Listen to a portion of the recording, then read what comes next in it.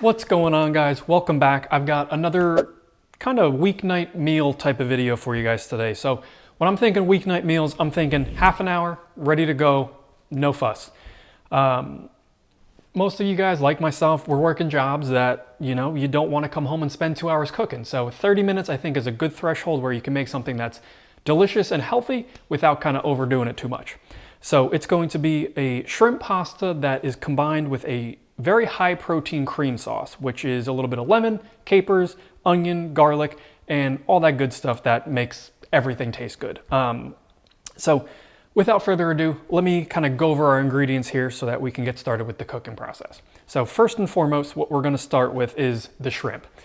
You have to start with this because we're going to do kind of like a brine almost, which is going to help change the pH level of the shrimp a little bit and help them cook a little better, get a better crust on them, etc., etc. So I have 1 pound of U21 to 30, so between 21 and 30 shrimp per pound shrimp here. And in order to brine them, what I did was basically take the entire pound of shrimp.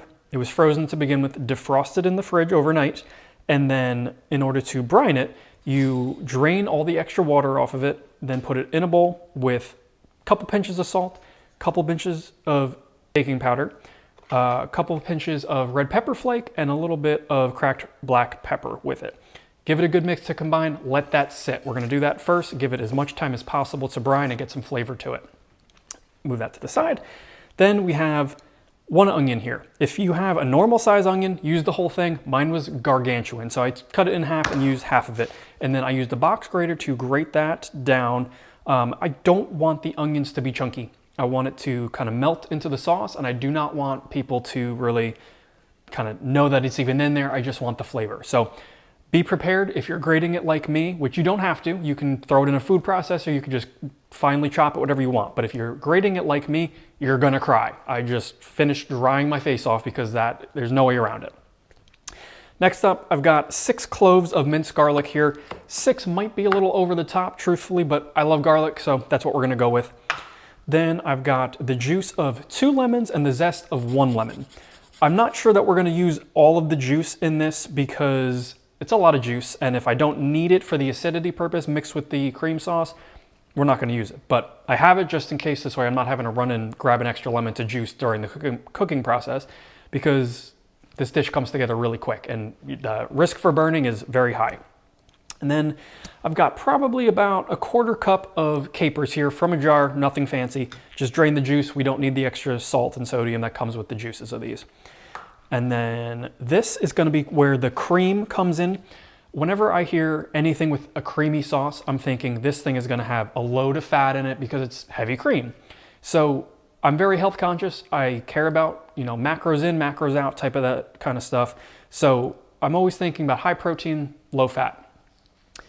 With this, it is 1 cup of fat-free cottage cheese and then 4 tablespoons of light sour cream. The calories is very low, protein is very high, and it's still gonna make everything creamy without adding the extra fat to it. And then last but not least, our pasta.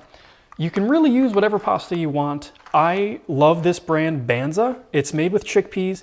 Most other chickpea pasta I've tried has a really weird texture and sometimes a taste to it that I just don't enjoy. But this brand, while it is a little bit more expensive, you don't really get any of that. You just get high protein, lots of micronutrients for you, and basically tastes just like regular pasta. You'd never really know it was there unless you knew it was there. So, whole box of this.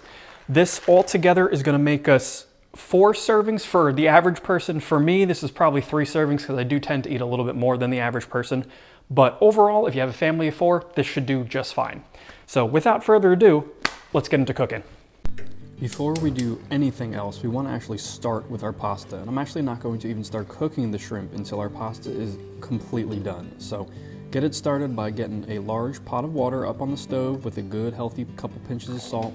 And then once you're boiling, toss your pasta on in there and cook it to package directions.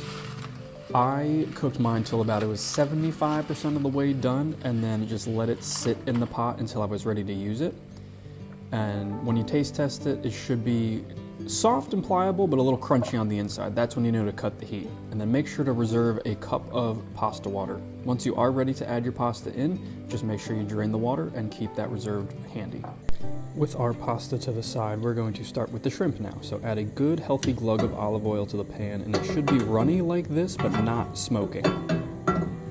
And then once we're there, we're going to add all of our shrimp in. This is quite a large pan, so I can fit all my shrimp, but you might need to do this in 2 batches, which would add to your cooking time. I'd recommend just grabbing a big pan. I'll leave a link to mine in the description below. And then once they've been down for about 3 minutes on the first side, give them all a flip and fight with them a little bit because they just don't seem to ever want to turn. A pair of tongs would probably do you better than a spoon here. And then once they are all flipped, we're going to give them about another 3 minutes on this side, and then we can remove them from the heat. This should be 90% of the way cooked. Now we have our fond on the bottom of the pan here. We want to make sure that we get that flavor up, but first we're going to add the onion in with all of its juices because this may be enough liquid to actually deglaze the pan. In my case, this onion juice was not quite enough, so I did end up adding a small little bit of water here to kind of get up all those delicious crispy bits off the bottom.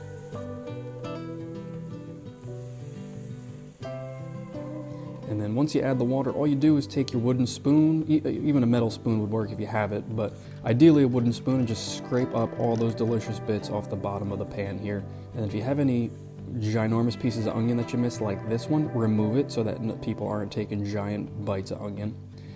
Next, go in with your garlic, and then your capers, and we're going to fry both of those briefly in the pan just to kind of get them to start getting fragrant and releasing their flavor a little bit. And then we're going to add approximately a 1/4 cup of pasta water here just to again deglaze the bottom of the pan because we are getting a little too dry for my liking. Next we're going to go in with about half of our lemon juice / zest. Reserve the rest just to make sure at the end that you're happy with the flavor. Once that's stirred to combine, we're going to go in with our cottage cheese and sour cream mixture. Now, this stuff is obviously not liquid. It's not going to necessarily combine all that easily. So after giving it a good stir, I realized we need a little bit more pasta water, probably another 1/4 cup of pasta water in there. And then stir everything to combine. The curds may or may not melt depending on your brand of cottage cheese. Mine really did not today, which is totally fine. You don't notice them in the final product.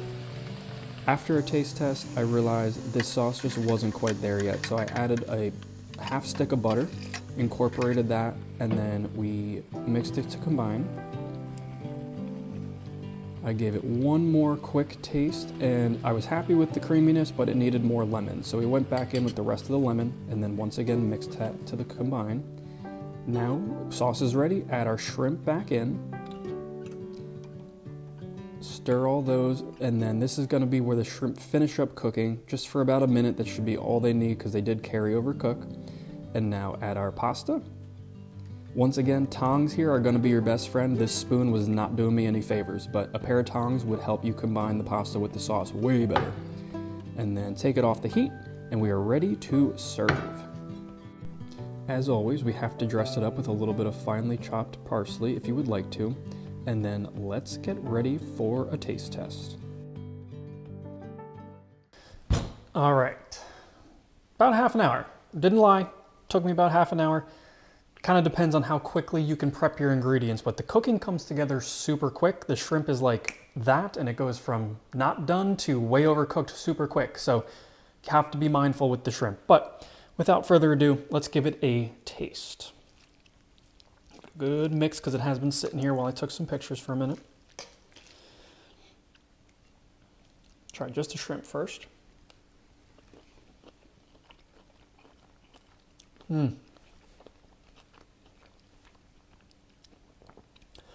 That's really good. The shrimp is cooked perfectly. I kind of went back and forth about adding the rest of that the lemon juice in. Really happy I did because it comes through and it's not too much. It's perfect. Try a little bit of pasta.